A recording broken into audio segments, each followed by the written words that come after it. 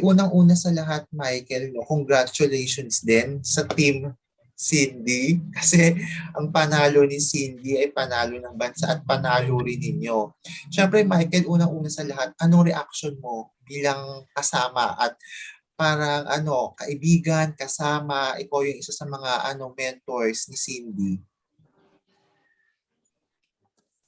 Ah, Siyempre tuwang-tuwa kami. This is our first international pageant as a local duty camp that's based in Cagayan de Oro. We are called The House. We are thankful for the support of Binibining Pilipinas Charities Incorporated for allowing us to have the free hand, so to speak, to be creative. Kaya parang when she was announced, firstly, na kasali sa top 19, and then eventually advancing to the top 6, parang lahat ng pagod, ng sacrifices, ng challenges that we met along the way on our way here to Egypt, lahat yon parang napawi.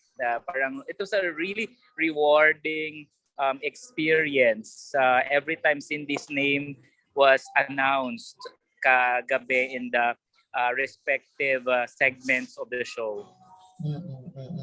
Speaking of speaking of what you mentioned, yung mga hamon, mga challenges na hinaharap ninyo, ikaw particularly, you are mentoring Cindy in terms of Q&A. Tama, no? Yes. Oo. Ito, bilang mentor niya, alam mo yung Q&A talaga ni Cinderella, feeling ko bilang manonood, yun talaga yung nag-ace sa kanya. When she answered that question, ay wala na to, si Cinderella na to. What was running on your mind nung sinasagot niya yung tanong na yun? I was confident, of course, that Cindy will be able to really ace yung Q&A round. She has proven it time and again, way back in Miss Cagayan de Oro. No, in fact, earlier than that, she was Miss Camiguin, the Miss Buhana. That's how the Camiguin Tourism calls their pageant there. So when she represented Cagayan de Oro Misamis Oriental in Binibining Pilipinas, of course, her answer also went viral. And so I was very confident that Cindy will really put her A game in the question and answer portion, especially na nasa international stage na tayo. Nung tinanong yung tanong sa kanya kagabi, I know in my heart that he will be able to tackle it.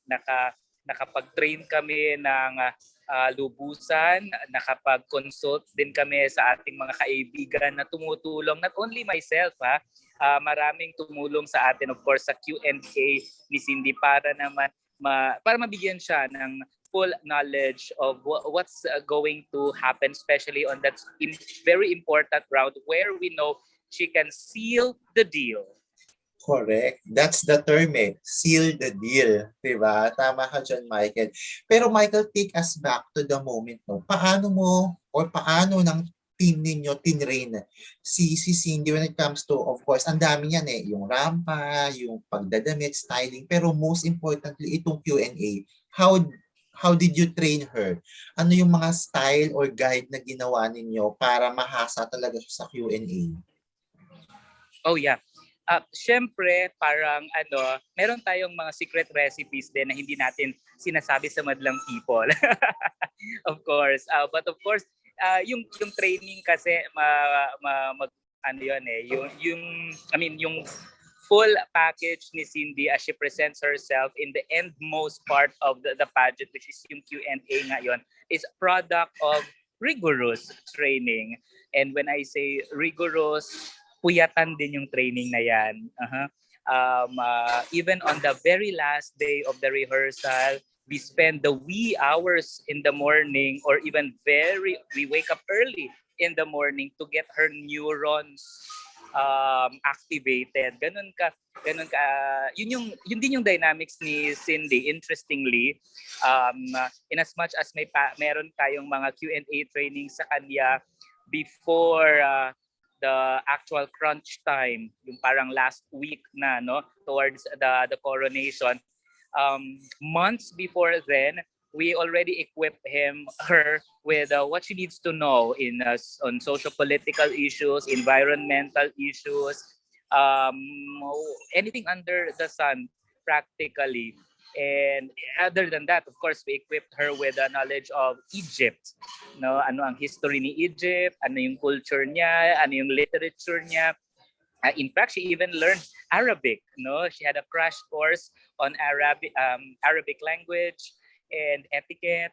And yun nga, no, lahat yun the summation will be on the very end. Yun nga, as I mentioned, the question and answer portion. Meron kaming mga secret na mga ingredients for her to come up with an idea na nabubuo niya every time. Yun nga, no, nako-quote siya sa mga, not only during the QA but during interviews. Yun ay pinag-aaralan natin, and spontaneously lumalabas din yon sa mga bibig ni Cindy. Oo. Yung tanong ba kay Cindy sa final Q&A, no, yung about yung prerequisite ba yung pagsasalita ng English, napasadahan nyo ba yun? Na parang nabanggit or na-train niyo beforehand? Yeah, that's a curious thing actually, because way back in 19 pa namin pinag-aralan yung mga questions ng Miss Universe. For sure, you will remember that question was asked to Miss Janine I think Janine Togodon. Correct, yes, if I'm not mistaken. Exactly, no? I think there were some 3 questions kagabi kung saan nanggaling, no, or fleshed from Miss Universe yata yung tono ng mga tanong. And yun nga, no, for any beauty camp, pinag-aaralan natin, yun yung pegs natin, pinag-aaralan natin yung mga Q&A, even yung mga pasarela ng past na winners, past pageants na kahit hindi aligned sa pageant na sinasalihan natin, no, mas mabuti yung na napapag-aralan natin yung pangkalahatan.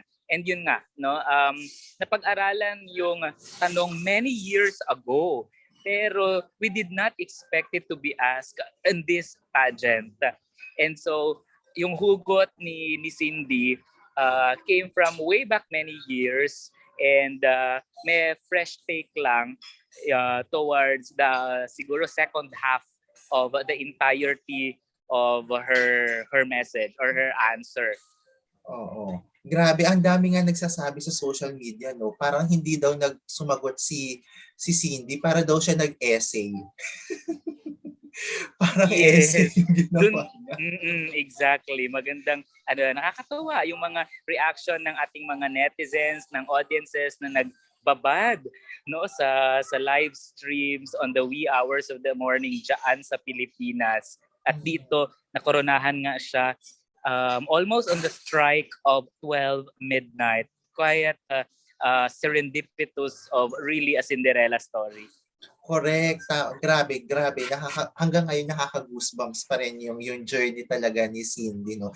Pero ikaw, Michael, nabanggit mo na ito yung unang international pageant ng talent camp ninyo sa CDO. Sa tingin mo, how will this help na mabigyang pansin yung talent camps din, yung mga beauty queens from CDO, from Misamis Oriental, from Mindanao. Kasi ngayon namamayagpag yung Cebu. Pero syempre, coming from Cindy's win dito sa Intercon, for sure mapapansin na rin kayo na team from CDO. How do you feel about this? Of course, we feel very much validated that in the world of pageantry, there is no monopoly of ideas, of creative juices, of what can be offered for the Filipino fandom of pageants. No? Hindi exclusive ang pageantry sa dalawang camps. Maraming camps around Manila, NCR, around Luzon, Visayas, and Mindanao who can actually make it to the nationals. In fact, as for the house, we have joined already in Miss Earth before, in Miss Millennial, Miss World, Binibining Pilipinas. Nakasali na rin kami sa mga national pageants at ito yung pangalawang pagkakataon na talagang nabigyan yung beauty camp namin ng placement sa Binibini, and eventually nga itong international recognition in the person of Cindy. So of course, speaking from a provincial beauty camp, I would love to see more beauty camps from the provinces, to make it to Manila, to make it to the international stage. Because again, ito yung pagkakataon for us Filipinos to really compete, no, on an international scale, whether we come from a local, an island beauty camp for that matter, no, we can all make it there.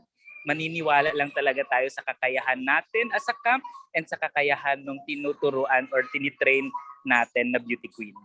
Correct. That's it. Talagang tiwala at paniniwala. Siguro lastly na lang, Michael, no, just to wrap this up. Ano yung nakita ninyo kay Cindy na talagang tumatak sa inyo na sabi ninyo, Cindy is a living Cinderella in the world of pageantry? Siguro it would have to be her humility. Maraming pinagdaanan si Cindy. Cindy did not grow up as a princess. She came from a very humble family also in Misamis Oriental in Cagayan de Oro, and the struggles, the challenges na overcome niya from all the endeavors na sinalihan niya, not only in pageantry, be it in academics or in other fields, naibuhos ni Cindy doon yung passion niya at yung paniniwala sa isang believing in a dream. Okay? And that dream came to fruition, came to a reality because she believed not only in herself, but she believed in a supreme being who will actually shower her the glitters of blessings, not necessarily by a fairy godmother, but by some divine powers who will envelop her and become the Miss Intercontinental that she is right now. Yun.